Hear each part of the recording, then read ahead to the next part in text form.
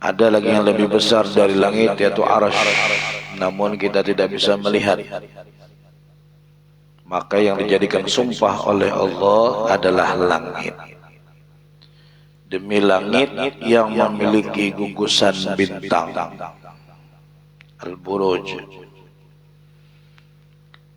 Wal yaumil mau'ud, dan demi hari yang dijanjikan, yaitu hari kiamat. Wa syahidin wa mashhud, dan juga demi yang menyaksikan dan demi yang disaksikan. Ini sudah kita bahas di pertemuan yang lalu, perbedaan pendapat di antara ulama tentang makna syahid wa mashhud dan juga yaumil mau'ud.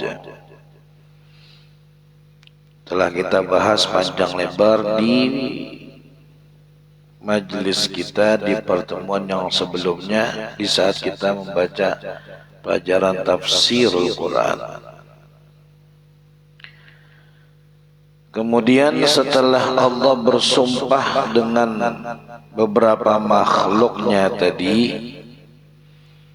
Allah Subhanahu wa ta'ala di dalam surah Al-Buruj ini bercerita satu kisah, bercerita satu hikayat, yang mana mereka yang terdapat di dalam cerita ini itu dikenal dengan sebutan Ashabul Ukhdud. Ashab itu artinya penghuni atau pemilik atau orang-orang begitu aja. Ukhdud itu artinya adalah parit yang digali di tanah menjadi menjadi parit. Kenapa mereka disebut Ashabul Ukhdud, orang-orang yang dijadikan di parit? Nanti akan ada ceritanya. Kenapa mereka disebut Ashabul Ukhdud? Yang jelas tidak ada satu cerita pun yang Allah Subhanahu wa ta'ala ceritakan di dalam Al-Quran terkecuali pasti, karena itu cerita penuh dengan hikmah, penuh dengan pelajaran. Allah ingin kita semuanya untuk mengambil pelajaran dari cerita-cerita tersebut, termasuk Ashabul Ukhdud ini. Allah Subhanahu wa ta'ala berfirman, qutila ashabul ukhdud, dilaknat itu ashabul ukhdud.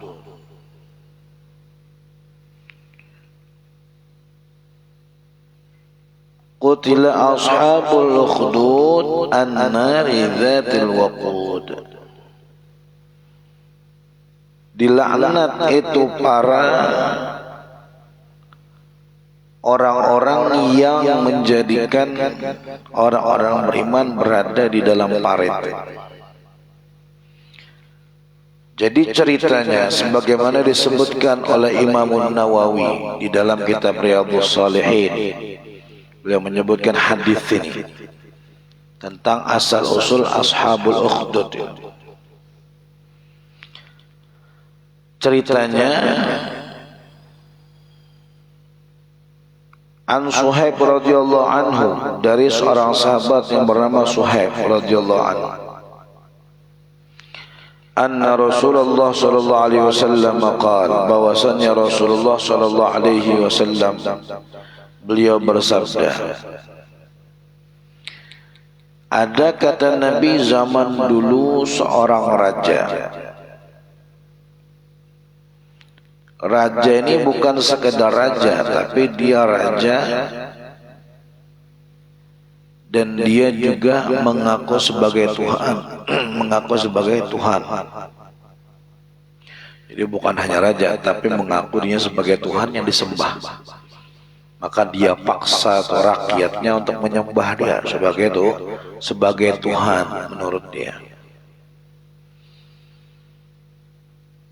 Dan raja ini punya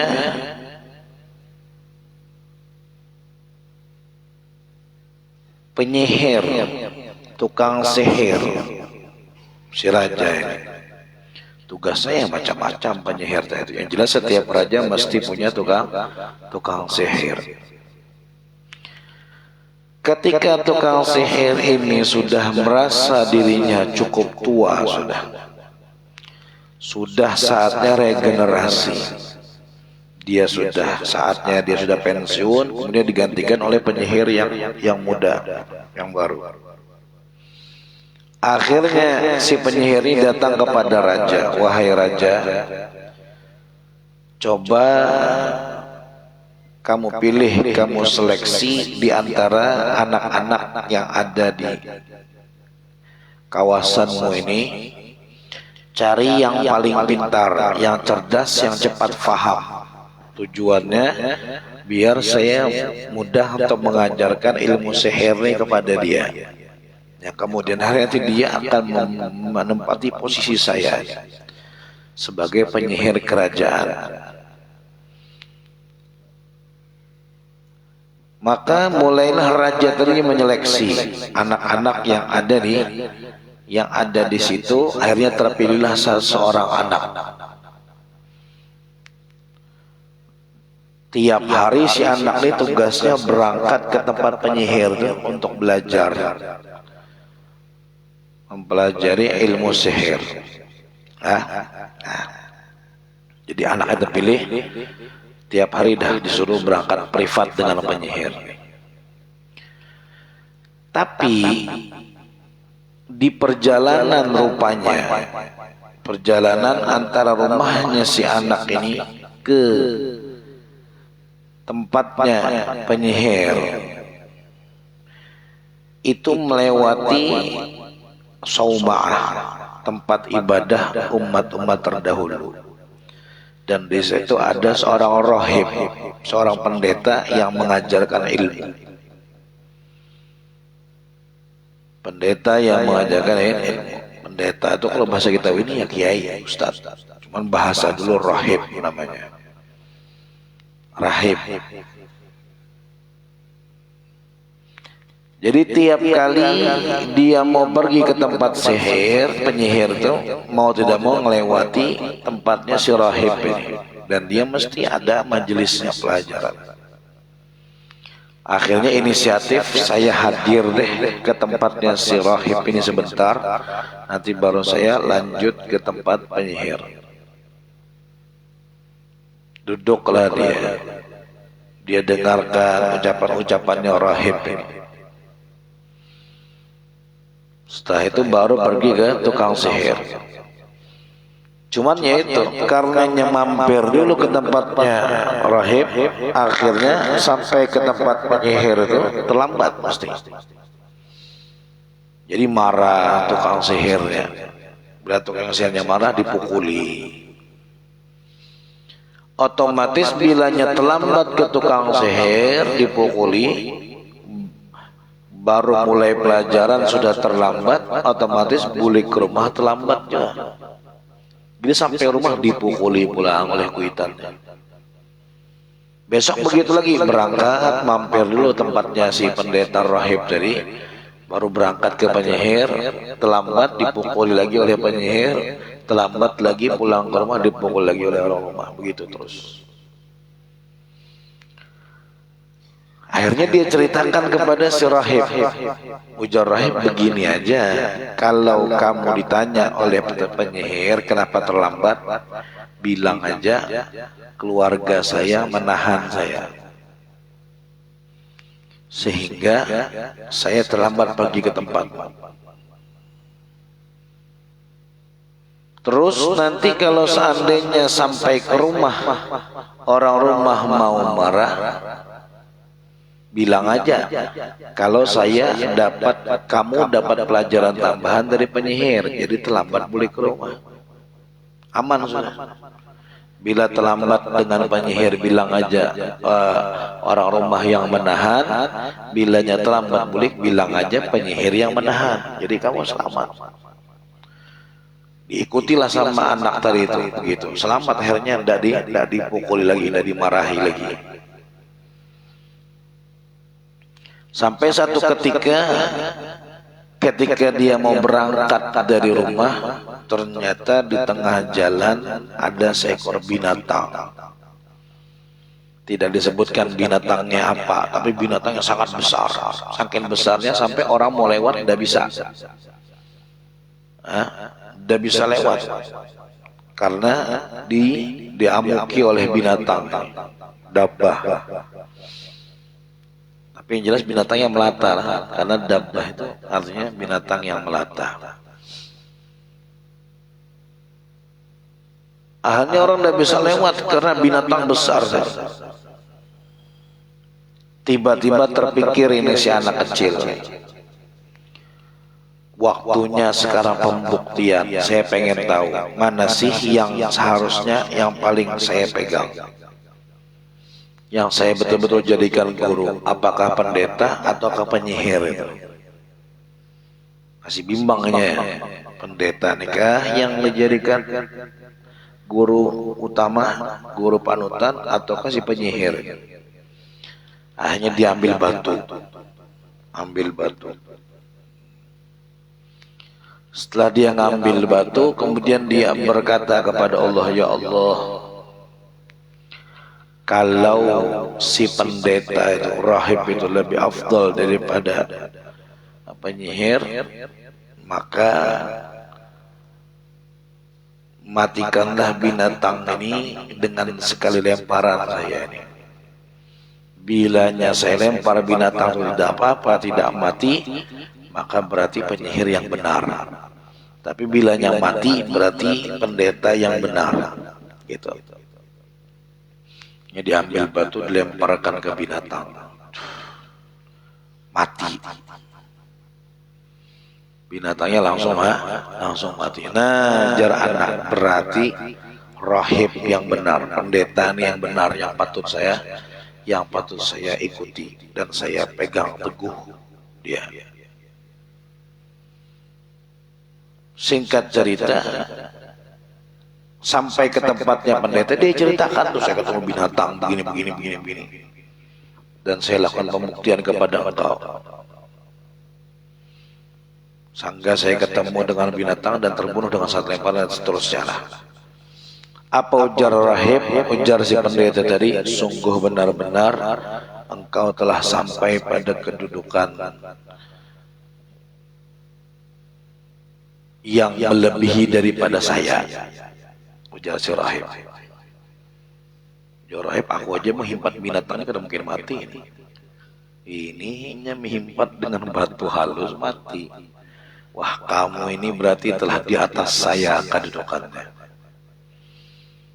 Dan ingat ya, kata si rahib, kamu ini bakal diuji nanti. Bakal diuji. Kalau kamu diuji, jangan kamu tunjukkan saya. Kamu merasakan aja. Jangan bawa-bawa saya ketika kamu diuji nanti. Oke, siap. Akhirnya si anak ini kada lagi dah tulak ke penyihir, kada lagi. Semakin hari semakin keluar karomahnya si anak ini, karena belajar dengan rahib tadi. Sampai pada pencapaian dia itu bisa menyembuhkan segala penyakit. Sakit apa aja dia sembuhkan, gatalan, buta bahkan disembuhkan sama dia oleh si anak ini. Ramailah orang, berita sana sini ada seorang anak yang bisa menyembuhkan segala macam penyakit. Terkenal dia. Ada salah seorang pegawainya raja, pegawai raja tadi yang ngaku Tuhan dari itu, yang hidup di masa itu. Kebetulan dia kena penyakit sampai membuat dia buta. Dengar-dengar ada anak yang bisa menyembuhkan segala penyakit termasuk buta. Akhirnya datanglah dia ke anak itu, bawa harta banyak.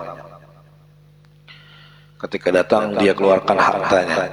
Kata si anak, ini apain, buat apa? ini buat kamu semuanya, haula'i kulluhum laka ajma', semua ini untuk engkau. Kok banyak betul? Tidak apa-apa, yang penting saya tahunya kamu sembuhkan mata saya.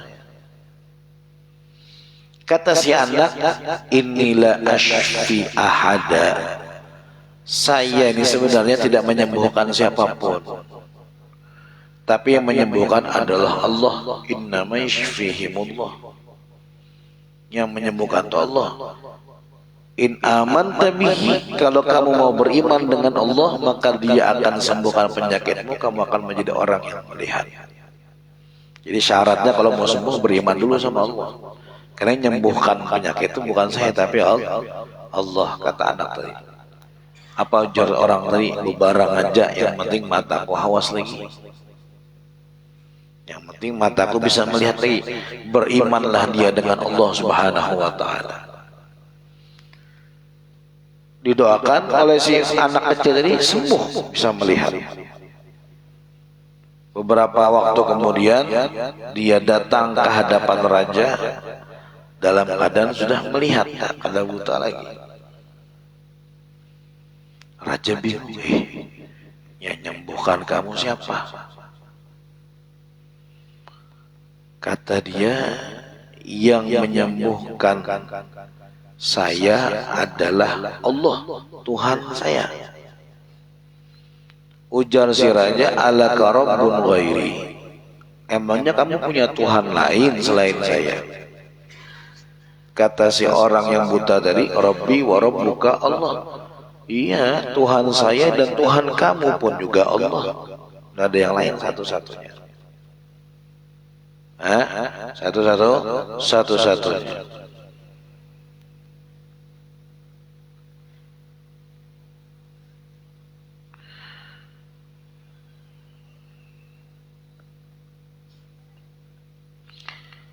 Akhirnya ditangkaplah orang ini. Fa'akhadhahu falam yazal yu'adhibu hatta dalla 'alal ghulam.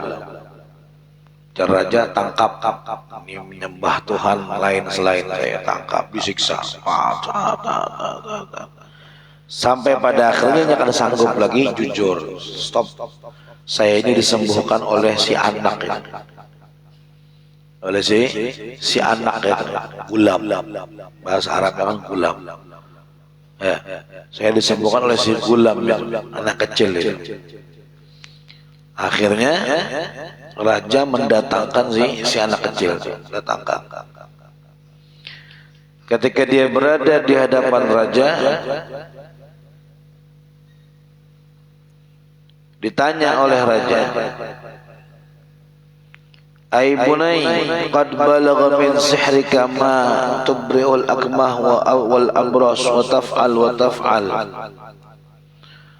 Wahai gulam, kamu ini sudah sakti ya, sudah hebat kamu ya, sudah bisa menyembuhkan orang bisu, asalnya tidak bisa bicara jadi bisa bicara, bahkan bisa menyembuhkan orang yang buta, bisa melihat dan segala macam. Hebat kamu sekarang.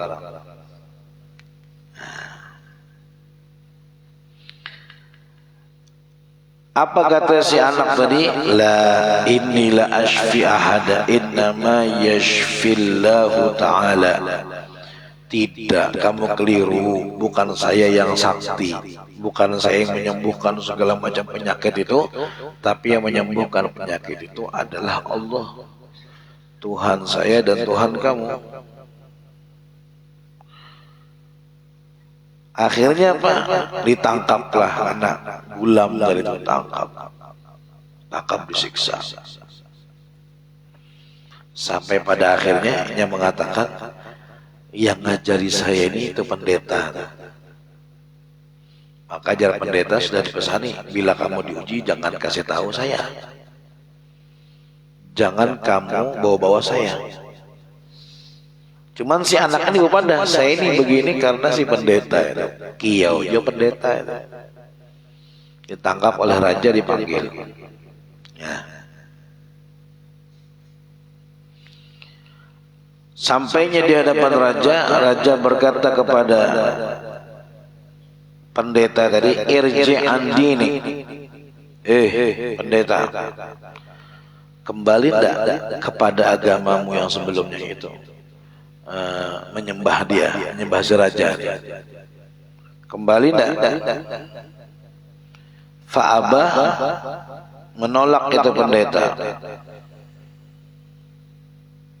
Saya tidak mau menyembah kamu. Yang saya sembah hanya satu, Allah. Ujar si pendeta. Akhirnya tangkap, siksa.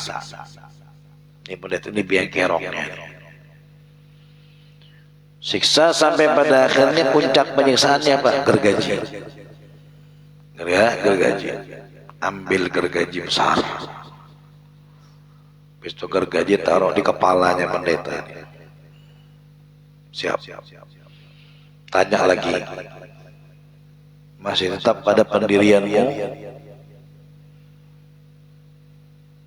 Tidak, kamu tidak mau menyembah saya, tetap Allah aja yang kamu sembah, yang kamu yakini sebagai Tuhanmu. Ya, kata pendeta, saya tidak bergeser sedikit pun. Wah, digergaji. Wah, mulai kepala digergaji. Sampai terbelah dua, mati pendeta. Coba.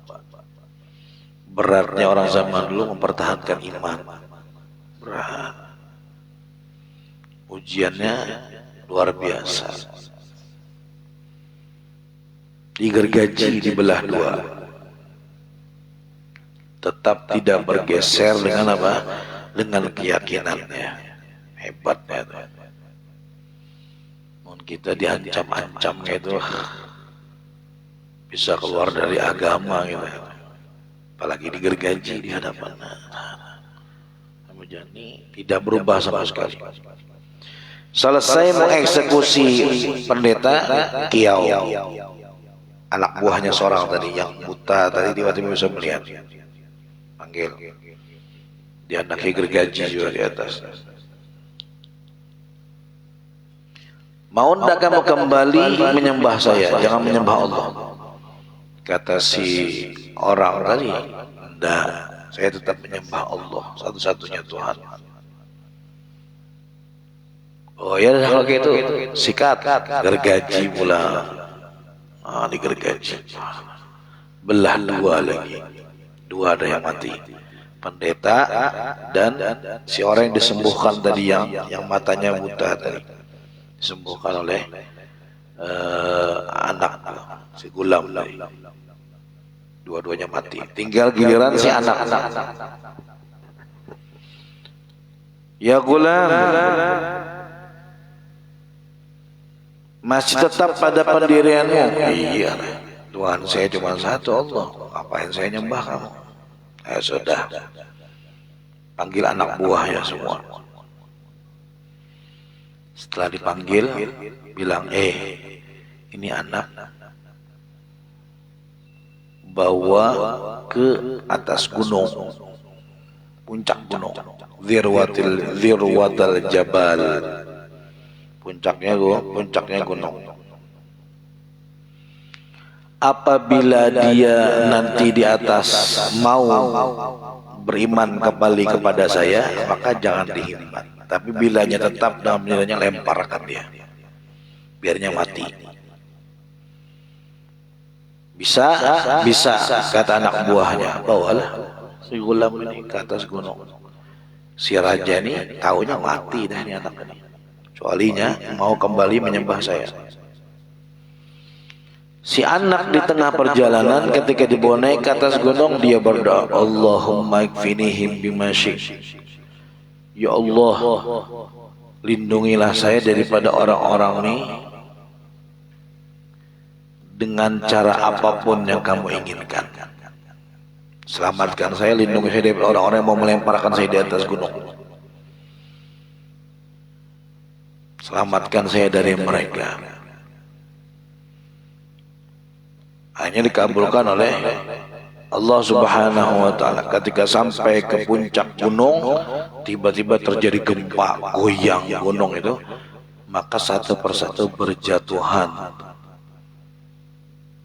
orang yang ditugaskan raja untuk membunuh si anak ini. Satu persatu berjatuhan, matian semuanya. Tinggal si anak tadi itu. Jalanlah dia turun dari gunung, kembali menghadap raja. Orang kan buka aja gitu. Malah kembali menghadap raja. Raja melihat anak ini kembali terkejut, loh, kok balik anak ini? Terus anak buahku mana? Yang saya tugaskan untuk melemparkan nih anak. Seharusnya kembali anak buah saya, dia tidak kembali karena sudah mati. Ini malah ini yang terboleh anak buahnya yang kada terboleh. Tanya dia, apa yang kamu perbuat dengan anak buah saya?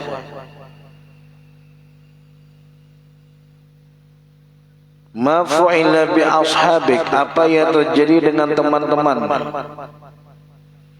yang ditugaskan untuk membawa kamu dan melemparkan kamu ke dari atas gunung sampai ke bawah? Apa jawab si anak tadi? Kafanihimullah, Allah yang melindungi saya. Jangan dicari, mati ya. Akhirnya tangkap lagi sama raja, tangkap. Sekarang dia kita kirim ke tengah laut. Jadi anak buahnya sudah membawa ide anak ini ke tengah laut. Bila inya mau kembali menyembah saya, maka maafkan. Tapi bila tidak, suruh lempar ke laut. Suruh lempar ke laut. Bawa, taruh di atas kapal Kurkur namanya, taruh. Di dalam perjalanan si anak berdoa, Allahumma ikfinihim masyita, ya Allah, lindungilah saya, selamatkan saya dengan cara yang kamu yang terserah pian, apa caranya. Betul, sampai di tengah perjalanan laut, kembali digoyang oleh Allah Subhanahu wa taala, lautan tadi, kapal goyang.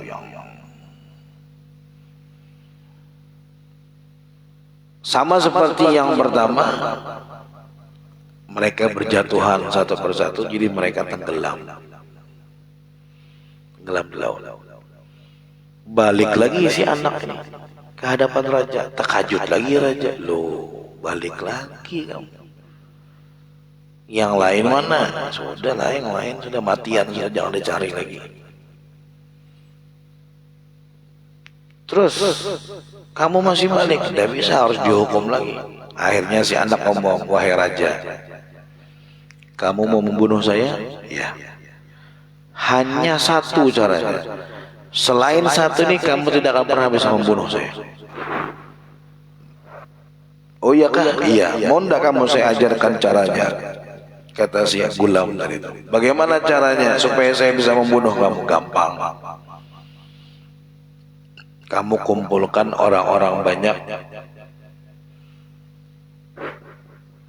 di satu wilayah, satu lapangan gitu, atau bagaimana, kumpulkan di lapangan, kumpul. Nanti kalau kamu sudah mengumpulkan orang-orang banyak, laki-laki maupun perempuan, nanti kamu ikat saya di tiang. Setelah kamu ikat saya di tiang, kamu ambil anak panah dari tempat penyimpanan saya. Jadi harus di situ, kada bisa anak panah yang lain, harus anak panah di tempat penyimpanan saya. Setelah kamu ambil, kamu panah saya dengan anak panah tadi, anak panah kepunyaan saya sendiri tadi. Cuman yang terakhir apa?